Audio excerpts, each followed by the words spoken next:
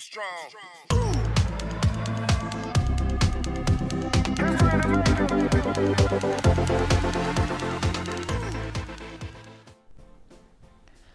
اهلا وسهلا صديقاتي واحبائي وكل محبي التريكو في مصر والعالم. معاكم هايدي مكرم من قناة دودو فور تريكو. النهاردة هيبقى اخر جزء من الجاكيت الفراولة او الكارديجان اللي احنا عملناه قبل كده، وكان ليه 4 اجزاء، وكنت عاملة فيديو مخصوص للفراولة الجميلة دي. النهاردة هنركب الزراير ونركب كمان الفراولات على الجاكيت. يلا نبتدي مع بعض. بس قبل ما نبتدي ما تنسوش اللايك والشير والسبسكرايب وتفعيل زر الجرس علشان يوصل لكم كل جديد. هنبتدي مع بعض. احنا كنا عاملين في الفيديو اللي قبل كده 4 عراوي.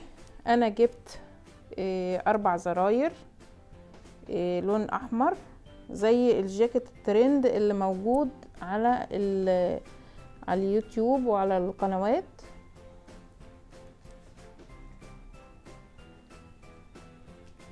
هنركب ده، هنركبه ازاي بقى؟ وطبعا هنركب الفراولات الجميلة دي. شايفين هو كمان الكاميرا مش مبينة جمالها، شكلها لونها كمان الاحمر الجميل قوي ده بتاع الخيط بتاع الاليز ماكسي، لونها جميل وحلو. وهنشوف هنركبهم ازاي. هنبتدي، وطبعا هننضف. كلنا اخدنا قبل كده تنظيف الجاكيت ازاي، الخيوط اللي بتبقى طالعه دي بننضفها ازاي. هنبتدي مع بعض.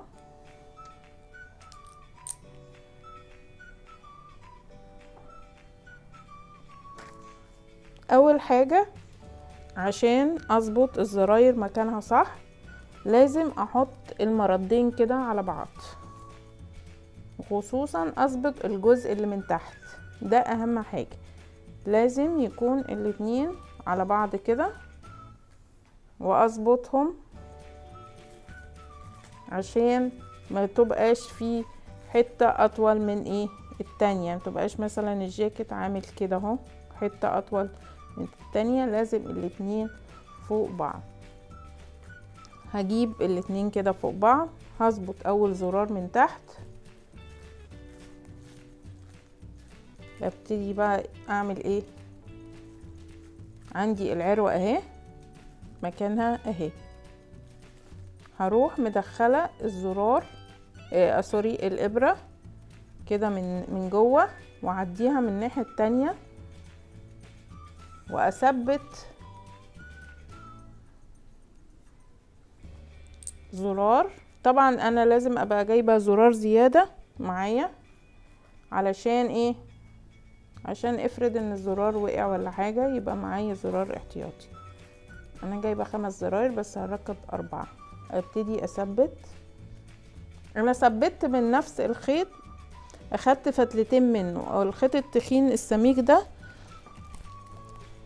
بيبقى 4 فتلات او 5 فتلات. انا خدت فتلتين منه، نسلت فتلتين كده منه عشان اقدر اخيط، لان الخيط السميك قوي ده مش هينفع ان انا اخيط بيه في الزرار. فانا اخدت منه وبعدين ببتدي اثبت. كلنا طبعا عارفين تثبيت الزراير، كلنا بنعرف نخيط زراير كده. اول واحدة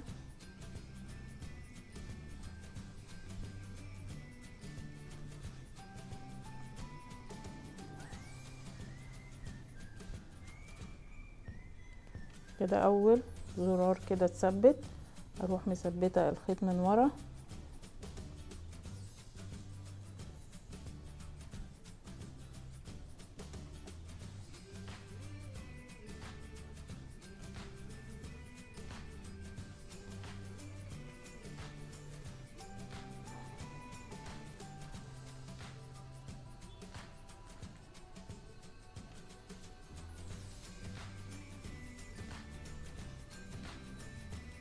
كده. خلاص ممكن دلوقتي اقص.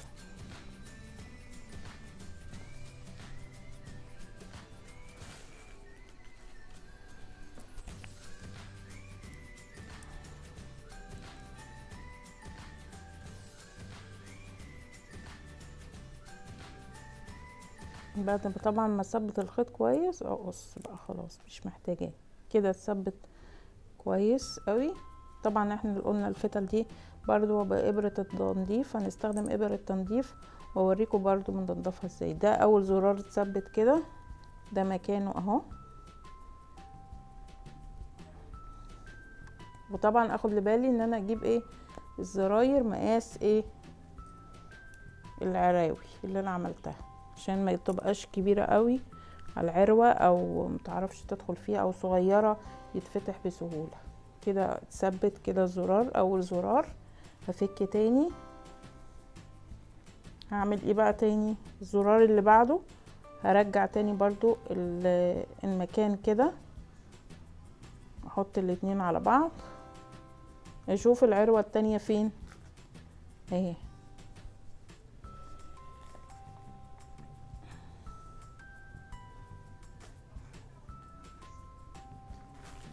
هعمل تاني زي ما عملت، نجيب الفتلة بتاعتنا، هعمل معاكم واحد كمان وانتوا بقى تعملوا الباقي. هدخل برضو ادي عندي العروة اهي، اروح مدخلة قبالها بالظبط واعديها من الناحية التانية، اطلع الفتلة. طبعا مش هخيط في الجزء التاني، هثبت الخيط في الشغل الاول اهو، وبعدين اجيب الزرار بتاعنا وابتدي ايه اخيطه.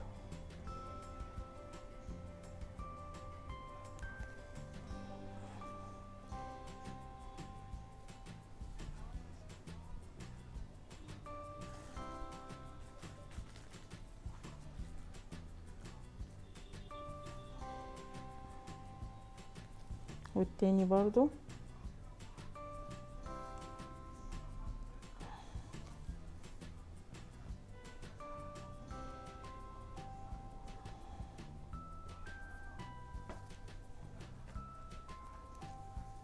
ممكن اخيطهم يعني 3 مرات وخلاص كفايه. واثبت بقى الخيط برضو تاني من ورا كده بالابره،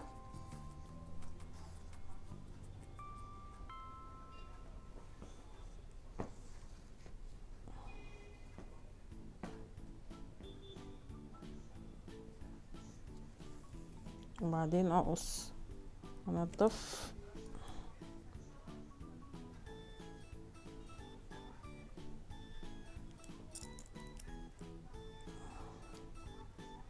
كده. خلصت 2.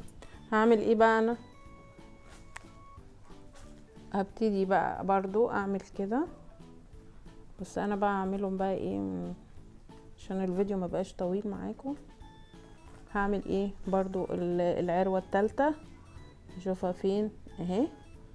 العروة التالتة اهي برضو هدخل الابرة كده واطلع الخيط واكمل شغل، والعروة الرابعة ونفس الطريقة. هخلصهم واوريكم انا عملت ايه. ورجعت لكم كده تاني بعد ما خلاص ركبنا الزراير، اوريكم اهي.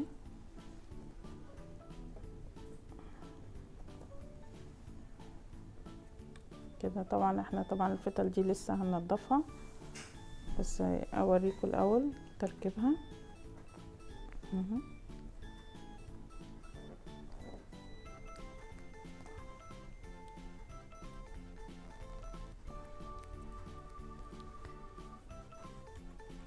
كده كله تمام، المرد مظبوط على بعض اهو. وريهولكوا برضو من هنا الاتنين على بعض، والسبعة كمان اهي بتاعت الجاكيت. معرفش معلش كادر الكاميرا ما بيقدرش يجيب كله. دي السبعة بتاعت الجاكيت. هنبتدي بقى ايه ان احنا عاملين 8 فراولات، هنبتدي بنوزعهم بطريقة معينة. في هيبقى واحدة فوق من عند الكتف كده، من عند الكتاف فوق، ما تبقاش تحت، والتانية تبقى من تحت كده، يبقى ليها اتجاه معين بزاوية كده معينة. يبقى في 4 في الصدر، 2 من كل جهة. وهيبقى الكمام برضو عليها 2، الكم برضو هيبقى عليه 2، واحد من هنا من فوق، وواحد كده الكم اهو، واحد هنا وواحد. هنبتدي بقى نثبت ازاي، وكل واحدة ممكن برضو حسب ما هي عايزة، يعني شفت هي حابة تعمل دي، بتبقى بقى ايه اذواق، يعني عايزة مثلا توزعهم بطريقة معينة، بس هو اللي موجود الترند متوزع بالطريقة دي، 4، 2 على كل جنب، و2 في الكمام، 2 على كل 2 على كل كم. نبتدي بقى نشوف التثبيت بتاعه هيبقى ازاي.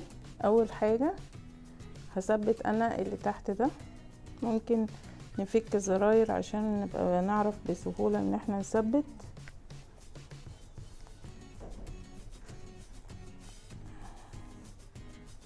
انا هثبت طبعا واحدة، وانتوا بقى ايه تثبتوا الباقي. هجيب برضو فتل، مش ضروري فتلة تكون تخينة، هجيب فتلة، ممكن فتلة من رفيعة هناخدها من نفس الخيط زي ما انا وريتكم.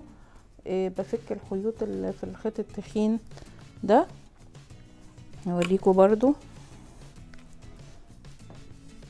يعني الخيوط انا واخداها من الخيط السميك ده، فكيتها واخدت منها فتلتين او فتلة ونعملها 2.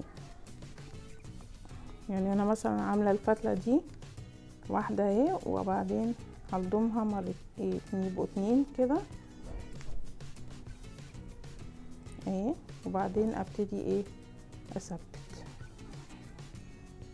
اول واحدة اهو هدخل الخيط من هنا. انتوا اكيد اساتذة بقى في الحاجات، التثبيت ده سهل بالنسبة لكم. نثبت كده،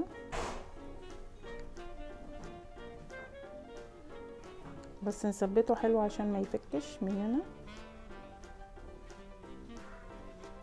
وعشان كده انا بعمله باللون الاحمر عشان ما يبانش، لو عملت بلون ابيض هيبان في الفراولاي، لكن اللون الاحمر من تحت في الجاكيت مش مشكلة، مش هيبان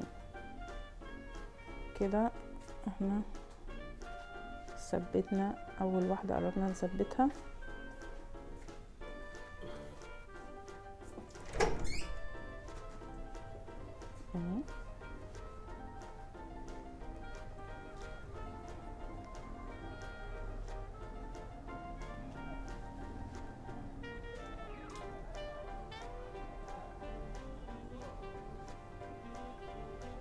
ممكن الحتة الاخضر دي ممكن نبقى نجيب خيط برضو لون اخضر ونمشي عليه الفتلة، عشان بحيث ان هي برضو ما تبانش، او كفاية ان احنا ايه نثبت باللون الاحمر وخلاص.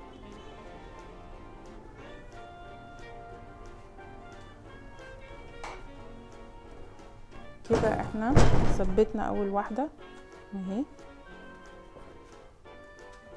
شكلها جميل خالص. هبتدي انا بقى ايه اثبت كل الباقي اللي هما 2 اللي في الجنبين وال2 على الكمام، وارجع لكم تاني اوريكم إيه بقى شكله ايه.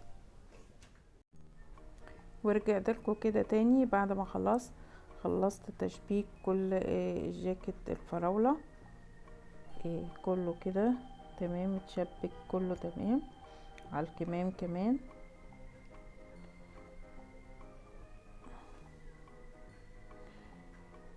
يا رب جاكيت الفراولة يكون عجبكم، وما تنسونيش بقى في اللايك والشير وسبسكرايب وتفعيل زر الجرس علشان يوصل لكم كل جديد. باي باي.